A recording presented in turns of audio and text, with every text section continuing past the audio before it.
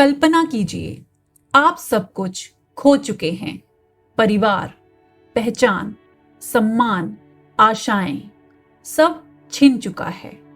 आप एक ऐसे शिविर में हैं जहां हर दिन मौत सामने खड़ी होती है, जहां इंसान की कीमत सिर्फ एक नंबर बन जाती है। ऐसे अंधेरे, दर्द और निराशा के बीच एक आदमी कहता है, जिसके पास जीने का कोई कारण हो, वह लगभग किसी भी परिस्थिति को सह सकता है। नमस्कार दोस्तों, आज रीड टू लीड में हम बात करने जा रहे हैं इतिहास की सबसे शक्तिशाली पुस्तकों में से एक, man's search for meaning by Victor Frankl. यह किताब सिर्फ एक किताब नहीं, बल्कि मानव आत्मा की विजय की कहानी है। यह बताती है कि जब जीवन हमें सबसे कठिन परीक्षा देता है, तब हमारे भीतर की रोशनी कैसे हमें आगे बढ़ने की ताकत देती है। विक्टर फ्रैंकल एक मनोचिकित्सक, हॉलोकॉस्ट सर्वाइवर और लोगोथेरेपी के संस्थापक थे। यह पुस्तक 2 भागों में बंटी है, नाजी कंसंट्रेशन कैंप का अनुभव एंड दूसरी लोगोथेरेपी, यानी जीवन में अर्थ खोजने की मनोविज्ञान पद्धति।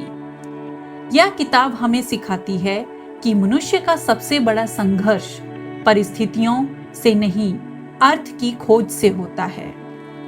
भाग 1, कैंप का नर्क और मनुष्य का साहस।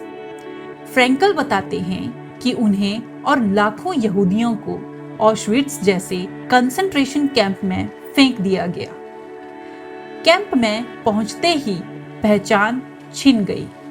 नाम नहीं, सिर्फ नंबर। कोई मूल्य नहीं, सिर्फ श्रम और मृत्यु का इंतजार। लोग रोज भूखे, पिटे हुए, ठंड में कांपते हुए मौत देखते थे। लेकिन फ्रैंकल ने एक अद्भुत सच देखा। कुछ लोग टूट जाते हैं, कुछ लोग चमक जाते हैं। क्यों?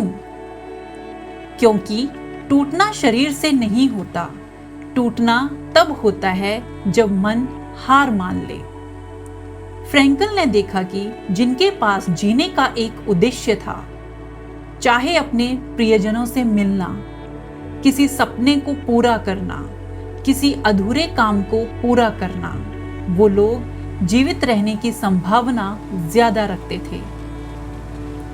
कैंप में फ्रैंकल की पत्नी, माता पिता सब खो गए, पर उन्होंने अपने मन में पत्नी से मिलने और अपनी थ्योरी दुनिया को बताने का संकल्प रखा। वो कहते हैं, हमसे सब छीन लिया जा सकता है, सिवाय एक चीज के, किसी भी परिस्थिति में अपना व्यवहार चुनने की आजादी। कंसंट्रेशन कैंप में भी कुछ लोग अपनी आखिरी रोटी किसी दूसरे भूखे कैदी को दे देते थे। फ्रैंकल लिखते हैं, मनुष्य के पास हमेशा यह आजादी होती है कि वह कौन बनेगा, परिस्थितियों का गुलाम या अपने मूल्यों का मालिक। मानव मन का संघर्ष। कैंप में पीड़ा सिर्फ शारीरिक नहीं थी, सबसे बड़ी पीड़ा थी आशा का खत्म होना। बिना आशा मनुष्य अंदर से मर जाता है, भले शरीर बचा रहे। फ्रैंकल बताते हैं, जो लोग कहते थे नया साल आएगा तो सब ठीक होगा, और जब नया साल भी वैसा ही मिला, उनका मनोबल टूट गया और वे मर गए। इसलिए जीवन की ताकत बाहरी घटनाओं से नहीं, अंदर के अर्थ से आती है। फ्रैंकल ने कहा, दुख जीवन का अवांछित हिस्सा है, पर अर्थ देने पर वही दुख हमारी ताकत बन सकता है। जैसे कोई डॉक्टर अपने मरीजों को बचाने के लिए पीड़ा सहता है, कोई माँ बच्चे के लिए सब कष्ट सहती है, सैनिक देश के लिए बलिदान देता है। दुख तब असहनीय लगता है जब वो व्यर्थ लगे। अगर दुख में उद्देश्य हो तो वो दर्द नहीं, बल बनता है। दूसरा भाग, लोगोथेरेपी। कैंप से बचने के बाद फ्रैंकल ने अपनी मनोवैज्ञानिक पद्धति लोगोथेरेपी विकसित की। इसका सार है, मनुष्य का मुख्य प्रेरक सुख नहीं, अर्थ है।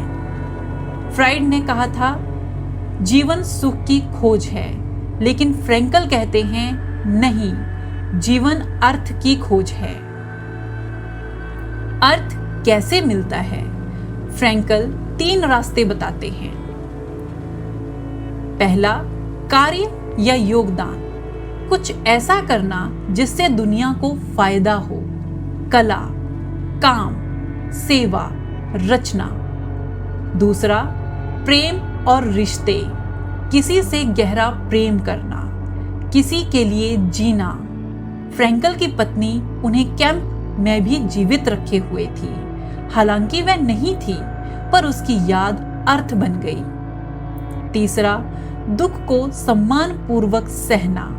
जब आप अपनी परिस्थिति बदल नहीं सकते, तब आप अपनी प्रतिक्रिया चुनते हैं। यही असली ताकत है।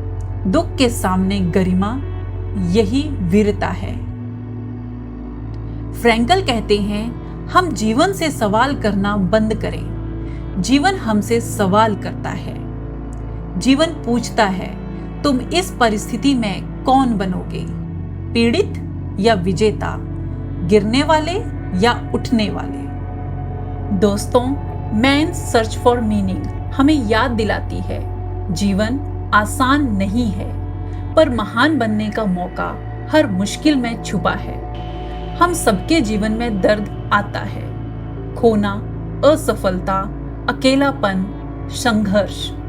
पर सवाल यह नहीं कि कठिनाई क्यों आई, सवाल है हम उसका अर्थ क्या बनाते हैं। अगर फ्रैंकल जैसी परिस्थितियों में भी अर्थ मिल सकता है, तो हमारी जिंदगी की परेशानियां तुलना में बहुत छोटी हैं। हर सुबह खुद से पूछिए, मैं किस चीज के लिए जी रहा हूं? मेरा उद्देश्य क्या है? मैं दर्द को कैसे शक्ति में बदल सकता हूं? क्योंकि जो अर्थ खोज लेता है, वो जीवन को जीत लेता है। धन्यवाद।